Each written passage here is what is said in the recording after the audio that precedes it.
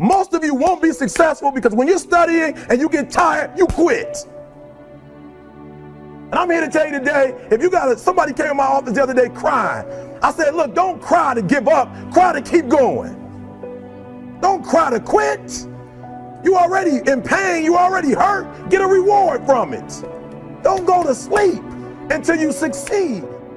The only thing you care about when you're trying to breathe is to get some fresh air. That's it. And when you get to the point where all you want to do is be successful as bad as you want to breathe, then you'll be successful. And I'm here to tell you, number one, that most of you say you want to be successful, but you don't want it bad. You just kind of want it. You don't want it badder than you want to party. You don't want it as much as you want to be cool. Most of you don't want success as much as you want to sleep. Some of you love sleep more than you love success. And I'm here to tell you today, if you're going to be successful, you've got to be willing to give up sleep.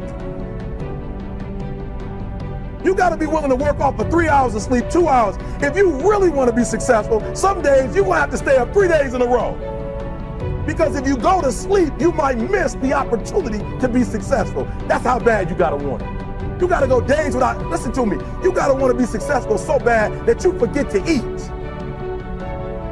Beyonce said once she was on the set doing her thing, 3 days had gone by, she forgot she didn't eat because she was engaged. I never forget when 50 Cent was doing his movie, I did a little research on 50, and 50 said that when he wasn't doing the movie, he was doing the soundtrack.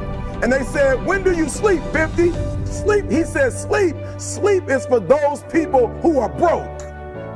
I don't sleep. He said, I got an opportunity to make a dream become a reality. The most important thing is this, to be able at any moment to sacrifice what you are for what you will become. That's the number 2 thing. You got to catch that one. To be able to, listen to me, at any moment. Some of you can make sacrifices when Monday Night Football is not on. You can make a sacrifice. But when the game come on, for some reason, you just attached to it. For some of you, when your favorite show come on, you can make sacrifices on Sunday when ain't nothing going on. But when your favorite show comes on Monday, bam, some of you focus until the phone ring, and then you like, I gotta answer it. If I don't answer the phone, I'm gonna die.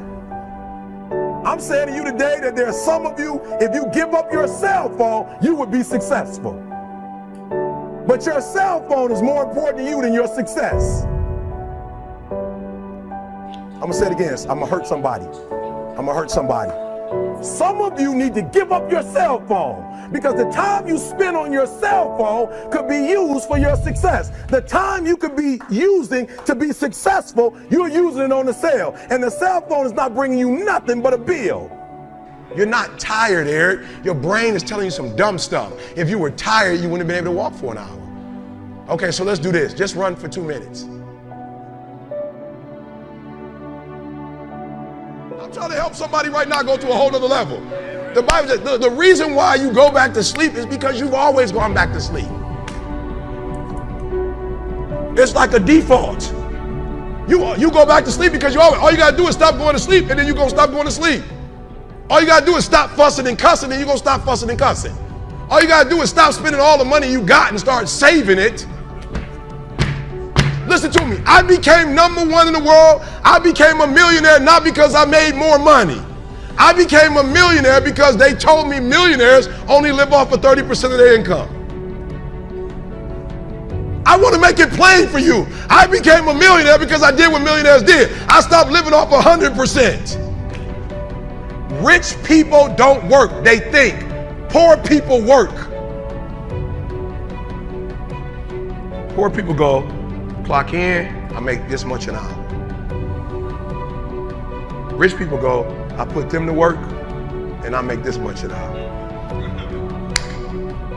See, what happens is you're working for you and your family one, they got 40 of you working at one time.